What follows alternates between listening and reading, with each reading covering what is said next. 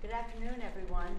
I'm very honored to be here to sign this legislation, which is about fairness to our federal workers, our public employees. It should not be necessary. We shouldn't have a shutdown, but since we do, we want to ensure that our public employees, some of them are working without pay, some of them are shut out from working, but all of them will be assured that they will be paid. This is not just for this shutdown, but for all shutdowns, to remove all doubt. We hope it will be incentives. There's some in the financial services sector, probably some in the credit union sector who have provided interest-free loans so that people can pay their bills in real time, even if they don't get paid in real time. So with that, I'm very honored to welcome one of the new members of the Congress from Virginia, Jennifer Webster, and one of our senior members, in terms of service, one of the senior Eleanor Holmes Norton, Mr. Byer from Virginia as well, Anthony Brown from Maryland, and Congressman, Mr. Chairman, Peter DeFazio of Oregon. All of them have worked very hard to show respect and show value for work. All of them worked hard to make sure that this legislation came to the floor as soon as possible. I want to acknowledge Senator Cardin and Senator Van Hollen of Maryland, who were instrumental in getting this through the Senate by unanimous consent, so that we could take it up so expeditiously in the House today. So I will sign. This is called the enrollment. This is the enrollment ceremony, and so I do so in a way that Madam Speaker, could you comment? The President a little while ago talked about the potential for declaring a national emergency, said he's not going to do so right away and wants Democrats to come back and make a deal and vote on it. Could you comment on that, please, ma'am? Right now I'm in a very solemn moment of signing this legislation as I give that pen to our, I think, yeah, you have to do that. I'm sorry, I didn't realize. I thought it was one of those things you push the button or something. Thank you for your leadership in making this all possible. Thank you for being here at this enrollment ceremony. Okay, we good? Thank you very much. Oh, Mr. Hunt, okay. I'll keep one. I'll take two.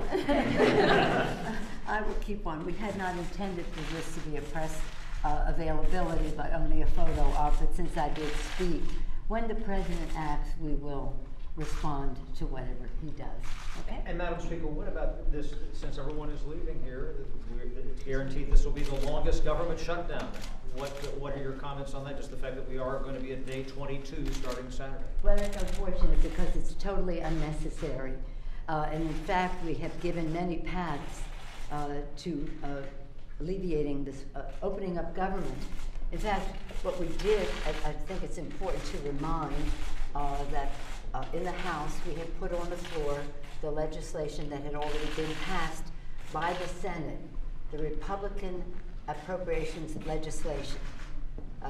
Earlier in the week, we passed the legislation that would open up the Treasury Department to make sure that people got their refunds in real time and other assistance they need from the Treasury Department the next day. We talked about opening up the Agricultural Department so that farmers would get their farm support and people would get food stamps and other provisions from the Department of Agriculture.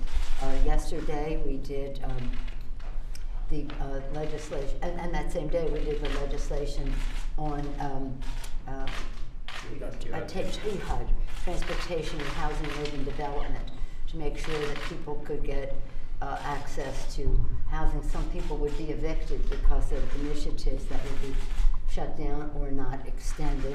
And then today, as you know, we had the the bill on the floor for natural resources, for the Department of Interior to open up the parks, so important, and the maintenance of them, so important to America's families. So it's then next week, all of those were part of a minibus that passed the Senate 92-6, a Republican Senate initiative that passed 92-6 in the Senate. We're putting it on the floor here, sending it back to them to say, we take yes for an answer. We did exactly what you Republican senators wrote. Now take yes for an answer and pass your own bills that you've already passed once again. Next week we'll take up legislation that relates to legislation that passed in committee over there. Some of it voted on and hit the committees he serves on by Leader Mitch McConnell. So we would hopefully by then we wouldn't have a shutdown. But the fact is we shouldn't have it in the first place. It's again as was mentioned, a temper tantrum by the president. I'm a mother of 5, grandmother of 9. I know a temper tantrum when I see one.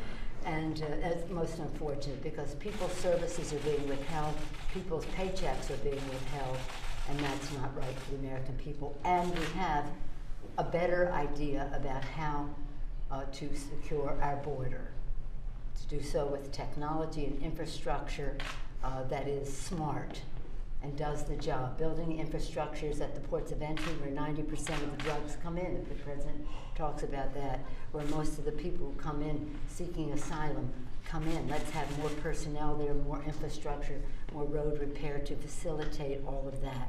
We have the technology. All we need to do is put the resources there for the technology, take maybe $400 or $500 million to put to scan cars coming in for drugs and other contraband guns, other problematic items that might be in those cars that can be detected electronically, and use innovation to protect our border in so many other ways. This is smart.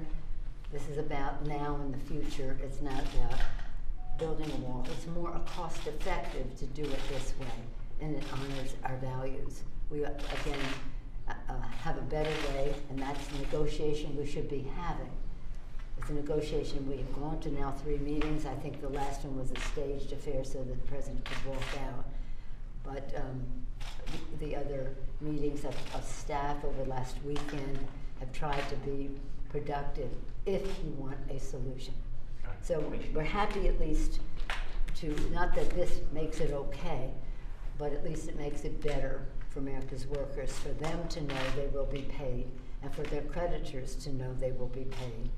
And, Speaker Pelosi. Thank you, ma'am. Thank you, ma'am. King resigned his seat. Speaker Pelosi. Is he fit to serve Iowa? we'll be acting on that. He has said terrible things. Terrible things have been said by other people in this administration as well. What about the idea of diverting our engineering money to pay for? Well, when he makes a decision, we'll let you know what we think about it.